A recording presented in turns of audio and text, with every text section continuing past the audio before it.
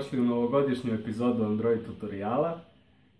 Ono što bih želeo jedino u ovoj epizodi je da vam poželim sve najlepše u 2016. godini. Puno zdravlja, sreće, ljubavi, novca.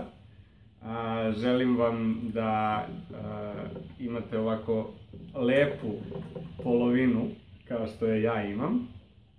Lepšu polovinu kao što je ja imam. I da se u novoj godini družimo što više, da snimamo još puno tutoriala i da me pratite u što većem broju. Mislim da sam to zaslužio toliko.